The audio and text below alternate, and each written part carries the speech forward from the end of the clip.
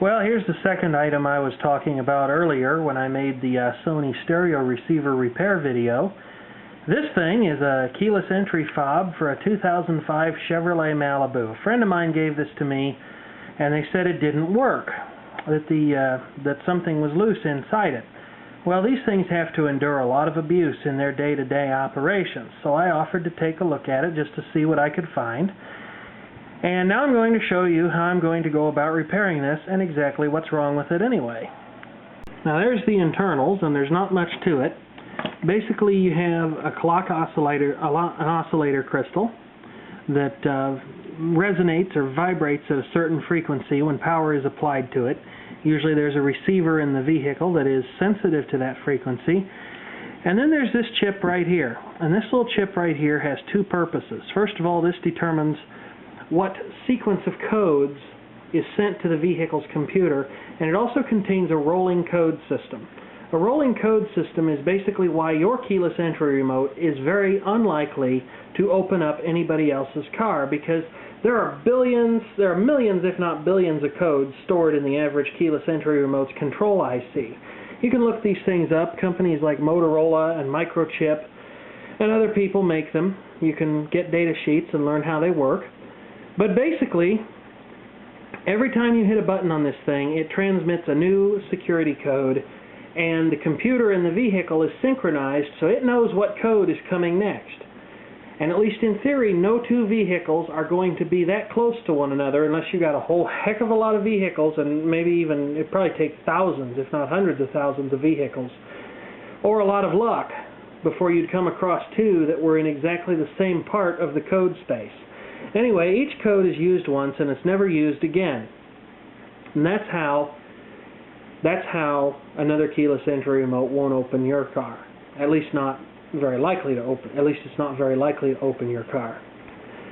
Now you might be asking yourself, well, how is it then that sometimes I can push a button and the remote still works when I get back to my car? Won't I have disrupted the synchronization? Well, the answer is technically yes, you would.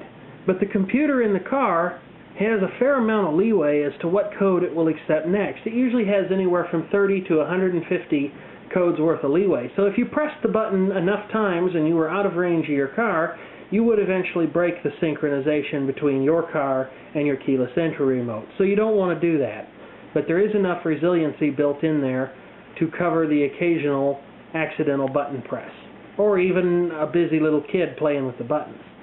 Anyway, this keyless entry remote for this 2005 Malibu is actually not as nice of a design as the one for my 03 S10, because on my S10 you can see there's a little gap there that you can insert a coin into to pop this thing open and easily replace the battery, which is usually just a cheap little CR2032 battery. This, on the other hand, is solid all the way around. There's no gap in it or anything like that. So you either have to use a very thin tool like this appropriate kitchen table electronics repair case opening device, sometimes also called a knife, or you have to risk it with careful violence and maybe even fingernails, which isn't always the best idea.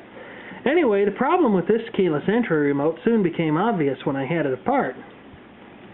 This little battery holder has broken free of the solder joints that hold it on.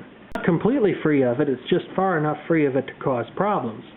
So this is definitely a job for Mr. Soldering Iron. Now when you take one of these apart, which usually doesn't require tools, you'll basically find out that it's a sandwich of various parts.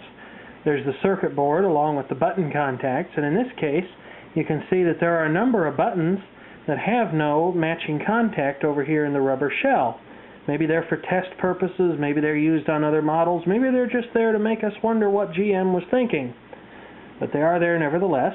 And then there's the button part, and then there's the casing itself. Basically all I have to do is just solder this battery holder back together, and this thing ought to start working pretty much straight away when I put a new battery in it. Okay everybody, there's the battery holder all soldered and fixed up, ready to go again.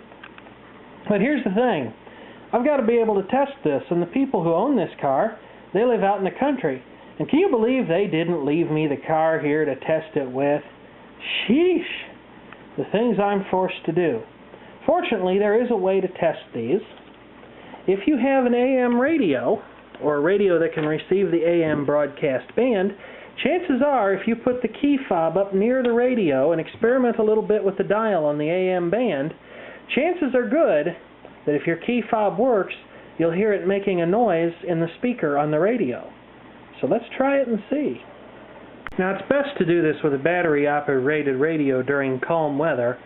And right now we're having a thunderstorm outside, or at least it's thinking about it. But hold your key fob up close to the radio, press a button, you should hear it in the radio. You have to move it around a little.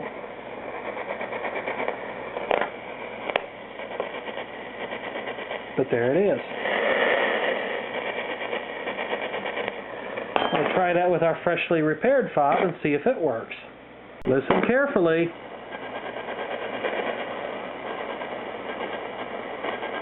You can hear it.